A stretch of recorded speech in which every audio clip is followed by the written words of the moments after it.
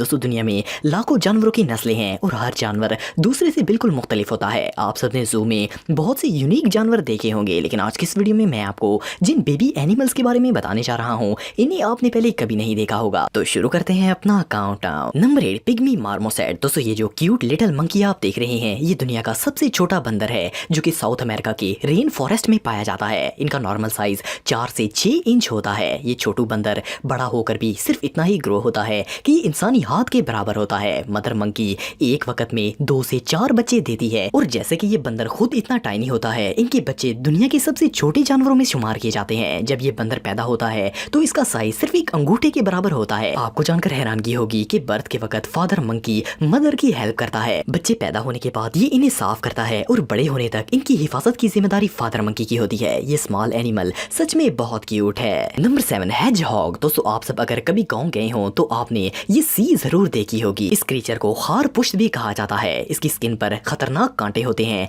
और ये देखने में बहुत ही अनयूजुअल लगती है। हेजहॉग जितना खुद अजीब होता है इसके बच्चे भी कुछ कम नहीं होते। जब सी का बच्चा बड़ा होता है तो ये एक स्पॉन्ज की तरह बिल्कुल नरम होता है। इसके जिस्म पर कोई कांटे नहीं होते, लेकिन इनके ये कांटे स्किन के नीचे छुपे हुए होते हैं जो कि जल्द ही बाहर निकल आते हैं। पैदा होने के सिर्फ चंद घंटों बाद इनकी स्किन से ये कांटे बाहर निकलना शुरू हो जाते हैं, लेकिन शुरू में ये बिल्कुल नरम होते हैं। पर जो भी हो ये नुकीला बेबी देखने में बहुत ही वियर्ड लगता है। आप बिलीव नहीं करेंगे कि इनकी बॉडी पर 8000 से ज्यादा कांटे होते हैं। ये बच्चे माँ के साथ 13 हफ्तों तक रहते हैं और फिर बाहर दुनिया में जाने के लिए तैयार हो जाते हैं। Number 6, turtle. दोस्तों दुनिया में टर्टल्स की बहुत सारी नस्लें हैं। अगर सी टर्टल्स की बात करें तो इनका ब्रीडिंग प्रोसेस बिल्कुल सेम वैसा ही होता है जैसे बाकी टर्टल्स का होता है। टर्टल दुनिया के हर इलाके में पाए जाते हैं। सी टर्टल अपने अंडे बीच की रेत में देते हैं। ये रेत को खोदकर रात के वक्त इसके अंदर अंडे देते हैं। हैरानगी की बात यह है कि एक मदर टर्टल 3 से 4 सालों में सिर्फ एक दफा ही अंडे देती है। इनका ब्रीडिंग प्रोसेस भी इनकी स्पीड की तरह बहुत ही स्लो होता है। एक मदर टर्टल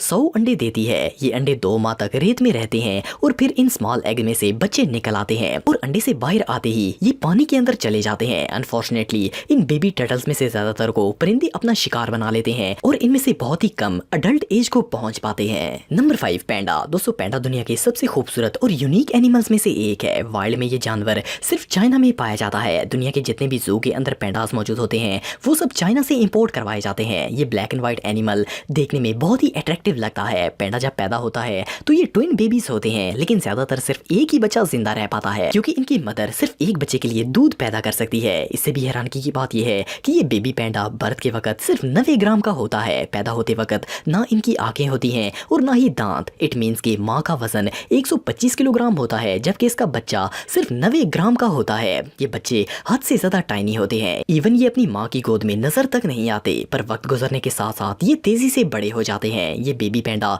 सच में बहुत क्यूट हैं। Number 4, sea horse. दोस्तों आप सबने शायद पहले किसी वीडियो में ये सी हॉर्स देखा होगा। ये अनयूजुअल क्रीचर समुद्र में पाया जाता है। इनकी बॉडी बहुत ही यूनिक होती है। दुनिया में सी हॉर्सेस की 46 नस्लें हैं, लेकिन इनका बर्थ प्रोसेस तकरीबन एक जैसा ही होता है। मेटिंग के बाद मदर हॉर्स एक वक्त में 1500 अंडे देती है और इन अंडों की हिफाजत मेल सी हॉर्स करता है। असल में ये अंडे मेल सी हॉर्स अपने बेली पाउच में कैरी करता है और सिर्फ 45 दिनों बाद इनमें से बच्चे निकल आते हैं। ये तमाम अंडे एक ही साथ टूटते हैं और बेली पाउच से शूट होकर बाहर निकलते हैं। इनका ये बर्थ प्रोसेस बहुत ही अनयूजुअल होता है और बच्चे पैदा होने के बाद टोटली खुद पर डिपेंड होते हैं। मदर इनकी देखभाल नहीं करती और इन्हें खुद ही प्रेडेटर्स से बचना सीखना पड़ता है। ये रियली अनबिलीवेबल है। Number 3, giraffe. दोस्तों ज़राफ़ा दुनिया की सबसे खूबसूरत जानवरों में से एक है। इनकी यूनिक लॉन्ग नेक की वजह से हर कोई इन्हें देखने का शौकीन होता है। दुनिया में शायद ही कोई ऐसा ज़ू होगा जिनमें जिराफ ना हो, लेकिन क्या आपको पता है कि जिराफ का बच्चा कैसे पैदा होता है? वेल मदर जिराफ की प्रेगनेंसी 14 माह तक रहती है और इसके बाद सिर्फ एक बच्चा पैदा होता है। बेबी जिराफ पैदा होने के बाद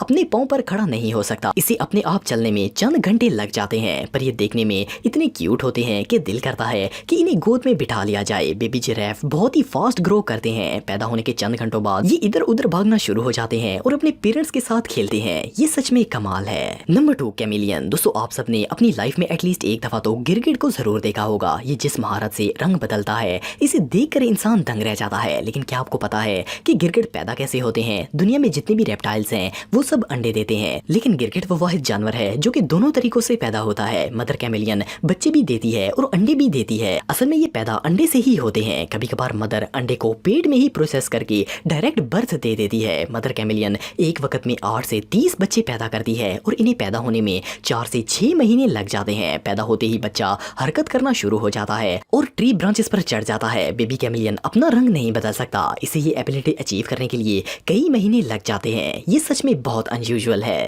نمبر 1 کوالا۔ دوستو کوالا ایک ایسا جانور ہے جو کہ صرف آسٹریلیا میں دیکھنے کو ملتا ہے۔ ان کا برتھ پروسیس بالکل کینگرو جیسا ہی ہوتا ہے۔ پریگننسی کے صرف 33 دن بعد بیبی کوالا پیدا ہو جاتا ہے۔ آپ بلیو نہیں کریں گے کہ جب یہ پیدا ہوتا ہے تو اس کا وزن 1 گرام سے بھی کم ہوتا ہے۔ یہ اپنی مدر کے پاؤچ میں گرو کرتا ہے اور 6 ماہ بعد یہ اپنا سر مدر پاؤچ سے باہر نکالتا ہے۔ اس کے 1 ماہ بعد یہ بچہ پاؤچ سے باہر نکل کر اپنی ماں کے اوپر سوار ہو جاتا ہے اور جہاں بھی مدر جاتی ہے یہ اس پر رائڈ کر کے اس کے ساتھ ہی رہتا ہے۔ اس کے بعد یہ ٹری برانچ سے پتے کھانا شروع ہو جاتے ہیں۔ بڑا ہونے تک یہ اپنی ماں کے ساتھ ہی رہتا ہے اور آخر بڑا ہو کر علیحدہ ہو جاتا ہے۔